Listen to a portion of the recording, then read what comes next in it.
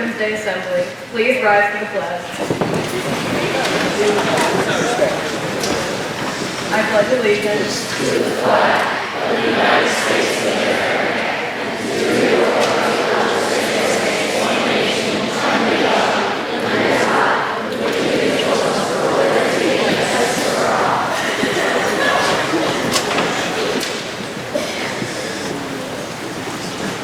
Good morning. I'm Peyton Todd, and I'm a leader of the SCA. Let us pray. Dear Father, today we honor our veterans, brave men and women who help protect our country. We pray that you will bless them for their services to preserve our freedom and safety for all of us. We also pray that you will keep them all safe as they protect the place we call home.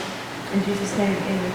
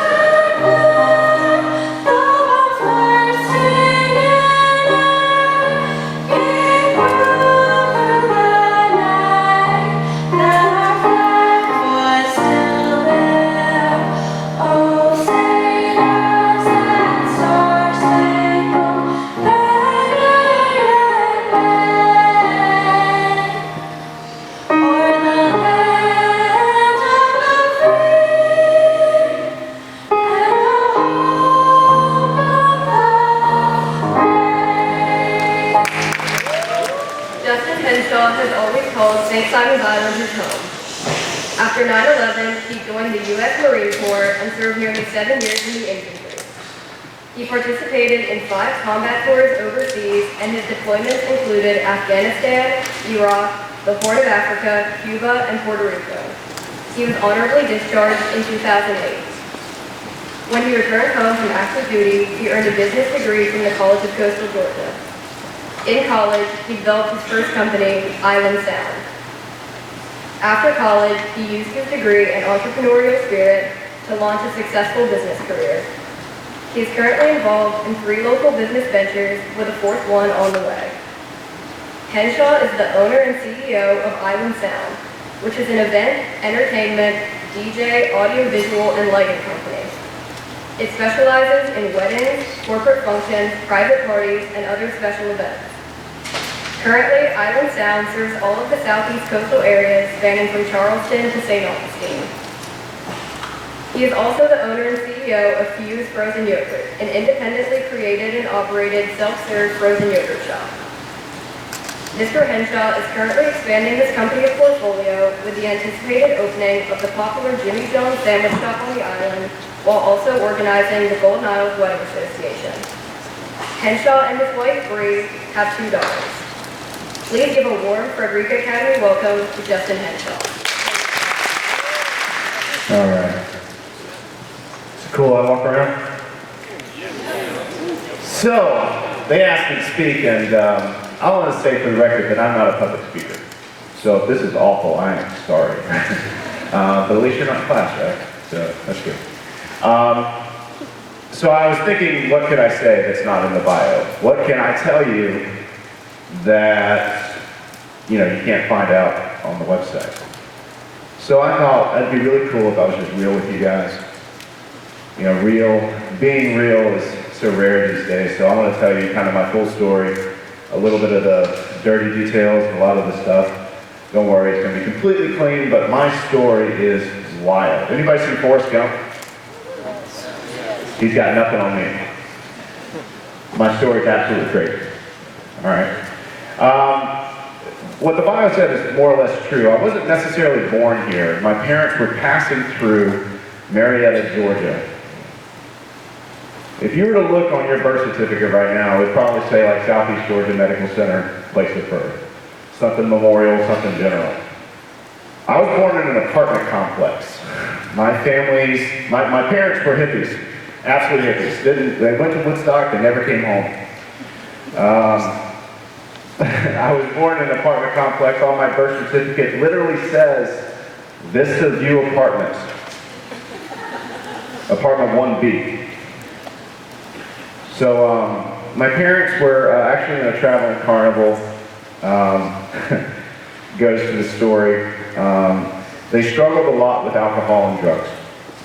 My mother especially struggled with depression, alcohol, drugs, so I've been told.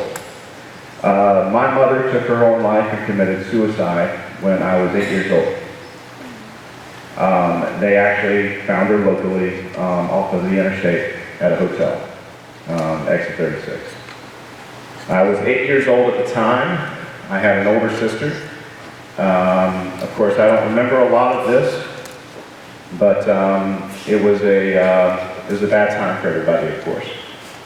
My grandmother lived on this island. She had a 1,500 square foot center block house off of Menendez Avenue. My Spanish teacher would say Menendez. No, I said Menendez. And it's a very simple house. Back then it was a dirt road. We didn't have a lot of money. My grandmother worked two jobs as a cashier at Winn-Dixie, the one here, of course, and then as a receptionist at the hospital.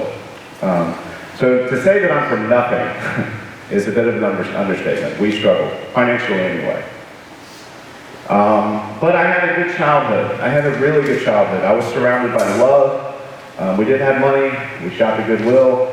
No worries. But I was surrounded by love. And my grandmother did the best that she could. Working those jobs, she didn't give me the discipline that I needed. I had no father figure at this time.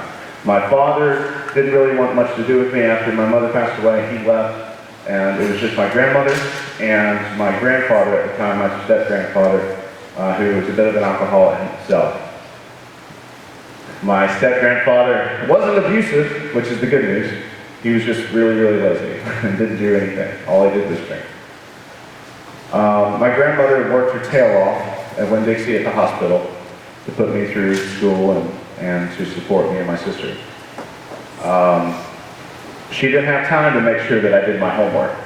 She didn't have the time to make sure that I did my chores or anything like that. I was really quite a spoiled little brat. Still broke, but spoiled. After high school, didn't really have direction, didn't know where I wanted to go, what I wanted to do. Back then, if you go from Nahunta, Georgia, which is where my mother raised me before 8, and to live with a southeast Georgia grandmother, my grandmother feed me. she fed me a lot, and I got very overweight when I was a kid. Not the adorable dad bod you see here. I'm talking I was big. I was spherical. You pushed me, I would just roll. And then in high school, I got tired of being overweight, so I lost a lot of weight and got some modeling opportunities, actually. Tommy Hilfiger was traveling around in Jacksonville, Florida. And I got a contract with him, and I moved to Manhattan. Lived in Manhattan after high school for about 3 years. I didn't really care about modeling. It was just a way to pay the bills. I wanted to be an actor. I wanted to be a movie star. And it seems laughable at the time. But I actually did some cool things. I was on a soap opera called Guiding Light for a little while. I was in an episode of Sex and the City, show that is very inappropriate for this assembly. And I did a few cool things in New York. Still living a very spoiled, selfish life. And then on September 11th, 2001, my entire world changed. I was living in Manhattan at the time. I was actually in the CBS studios filming an episode of Guiding Light. And we first got the news that a plane hit the towers. And at the time, we were like everybody else, the pilot was drunk or it was an accident. We started continuing the day, the second one hit, and CBS Studios, ironically, was next to the UN building, or close to it, on the east side of Manhattan. So the National Guard like literally shut off our area where we weren't able to leave the studios. Now I was an extra, I was, a peon, like absolutely irrelevant. So the extras and the principals did not interact whatsoever. But at this day, we all got together in their conference room and hung out and watched the horror unfold on TV. After that, we were allowed to leave. I went back to my apartment on the Upper West Side. I had a little patio, again, spoiled, making too much money for that time period of my life. And I got to see the smoke down on the southern tip of Manhattan from the towers crashing. I felt guilt. I felt like I was living just my own life, my way. And I felt like nothing I did to that point ever was to serve anyone else but myself. And then I saw all these young men and women joining the military, and I thought, why not me? Why am I special? Why am I having other men and women fighting for my freedom? Why can't I participate? So I gave it all up, joined the United States Marine Corps. I remember I went to, back then in Times Square was the recruiting office. And I went into the recruiting office. And it was really awkward because in recruiting offices, there's usually separated by whatever branch of military you want to be in. But this one was like basically an open room with cubicles. So you had every branch of service in there. Kind of, hey, come here, you want to be a sailor, you want to be an airman? And the Marine guy was not there, so I said, hey man, I just, no disrespect, I want to be a Marine. And so I joined the Marines, went to boot camp, left everything behind. I served more or less 6 years. I was in the Battle of Fallujah in Iraq. I was in Afghanistan. She mentioned I was also in the Horn of Africa, Cuba, Puerto Rico. I mentioned that, up until that point, I was living a very spoiled life. I had no father figure, had no male influence in my life. The Marine Corps changed all of that. The Marine Corps became more or less my source of discipline and who I am today. After getting out of the Marine Corps in 2008, I still had no idea what I wanted to do. Most people go in the military, they come away with an occupation or a trade or something. I was in the infantry. You can't really put that stuff on a resume. If you're in the infantry, you have two options: work for organized crime or the government. And so I didn't choose either one of those. I went into college. I found out that College Coastal Georgia here was offering a 4-year program, bachelor degree. So I was able to come back home. I was able to go to school, and I started at the college, and that's when I started Island Sound. Now, Island Sound is an entertainment company, DJ company. It literally started with me putting a few $1,000s that I had saved up from Iraq and bought a PA system, basically what you see there behind you. And I started DJing weddings. It was really good money. I had fun doing it, and that was the birth of Island Sound. It was at that moment I didn't have a passion for DJing. It's not like I loved DJing. I was like, oh my God, I want to be a DJ for the rest of my life. No. I love the business. Business became my passion.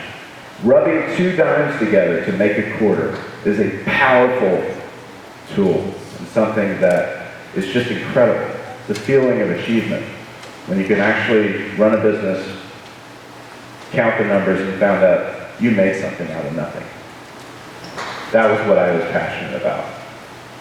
I opened up a food truck in college. Matter of fact, Mr. Parker right there gave me one of my first locations with coasters.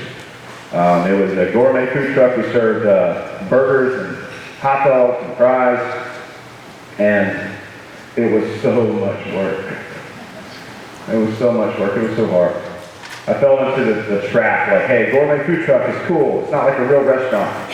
There's no work. You get to open when you want, close when you want. All of it, absolutely, are all lies. It is a lot of work, and it was my first education into the food industry. Shortly after that, I started Fuse. So Fuse Frozen Yogurt, the one at Longview, was my biggest success up to that date. It was a huge store, still is to this day. Fuse has grown to 4 locations in Glenn County. We have one on Jekyll, 2 on St. Simons, and 1 in Brunswick. And it's doing very well. I ended up selling coasters to focus on Fuse and Island Sound. I opened up the Golden Isles Wedding Association, which is more or less, not necessarily a business, but it is something that I was able to be I was proud of it because we were able to bring all the wedding vendors together in Golden Isles and support the wedding industry here. And most recently, I opened up Jimmy John's right here down the road. Jimmy John's is a very successful national brand. It's my first franchise. Everything else to date has been independent. So it's definitely a learning curve for me, working for basically or owning a franchise where other people get to tell you kind of what to do. It's a very successful chain, and I was excited for the opportunity, and we have the rights to develop that chain in Southeast Georgia. To date, Henshaw Companies, which is kind of the parent company, it is the management company that owns and operates all of the businesses. We're going to continue to grow. I like to call myself a serial entrepreneur. I love all different types of concepts, all different types of businesses. So we have 3 acquisitions that are in place, which are 3 purchases. We're going to actually buy existing businesses within the next year or so.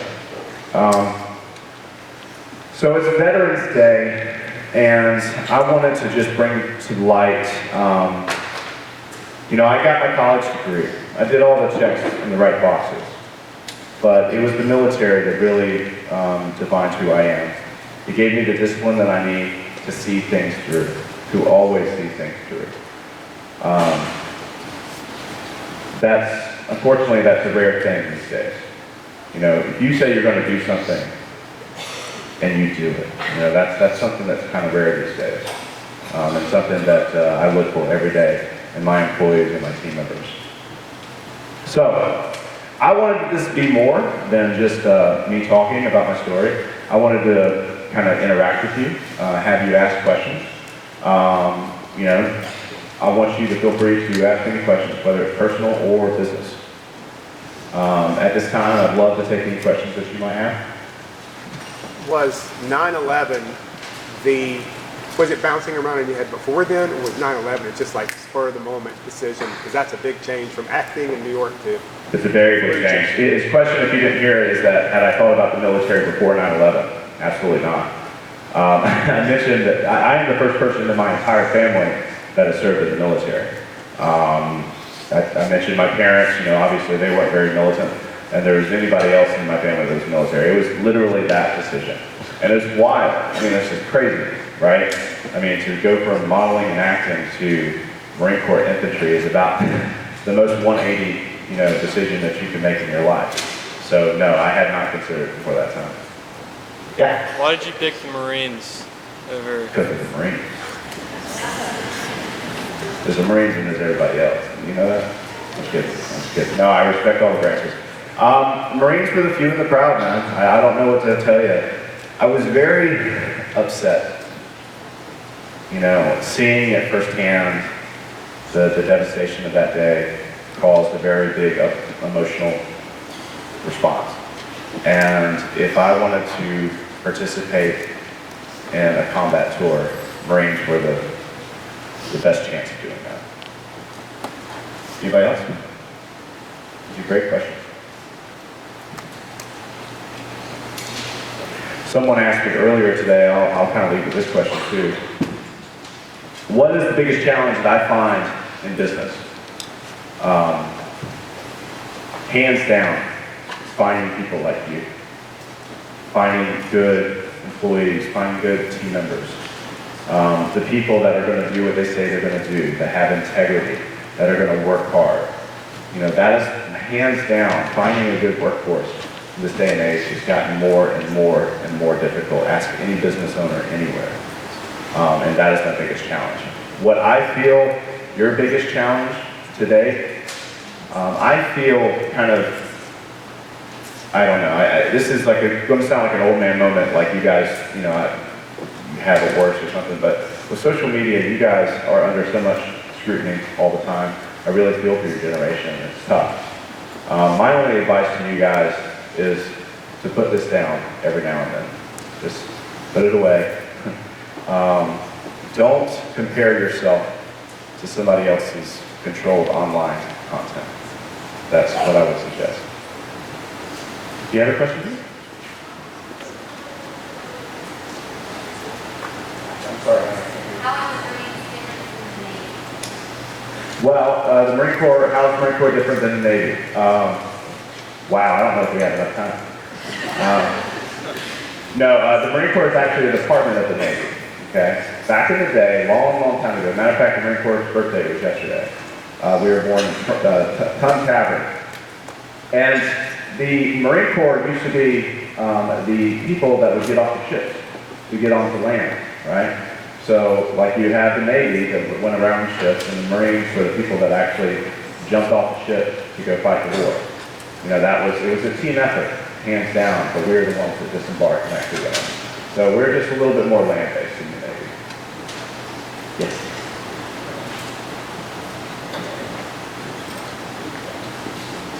What type of boat did I run on? I didn't get on a boat. No, I was in a Humvee most of my career. Yeah, good question. Yes, honey. Is the Marines hard? Yeah. Yes, ma'am, it sure is.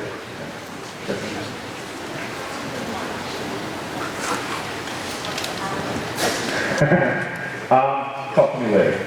And I'll get this cleared with the teacher. He asked what caliber weapon I use. So. Yes, sir. You're going to get me in trouble. What's that? That's a great question. My greatest accomplishment, being a good father and a good husband. I know that sounds like I'm saying it for the newspaper right there, but I promise you, it's true. I'm a good father and husband. I am, and I love being that. That was one of the reasons I got out of the Marine Corps.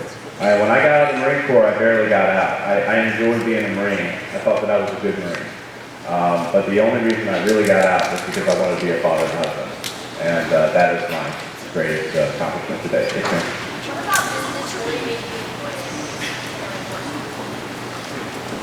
You know, the question is, what about business that I enjoy? And what about it that I enjoy? More or less, is that what you're saying? Yeah. Have you ever had a garden? Have you ever grown anything? Okay.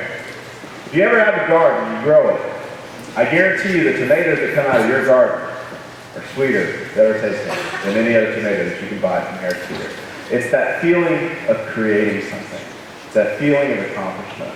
Like when you create a business, you're literally creating a living organism. A business lives, it breathes, it needs blood, it needs oxygen, it needs all of these different things. And I feel that, and I feel the sense of creation, and that's what I love most about it. Let's take two more, I think, real quick. Yes, sir. Okay. Were the Marines fun? Sometimes. That's another complicated question. I'll have to explain it to you later. With a written parental. Yes, sir. How long was basic training for Marines? 12 weeks. 12 weeks. And that's if you don't get held back. I didn't get held back, but like if you don't pass certain things, you have to re-up some weeks. But it's 12 weeks. I think it's the longest. I think of the branches, I think that might be the longest. One more question. How about one more? Yes, sir. What was boot camp like? Come down here, let me show you. No, I'm kidding. Let's sit down.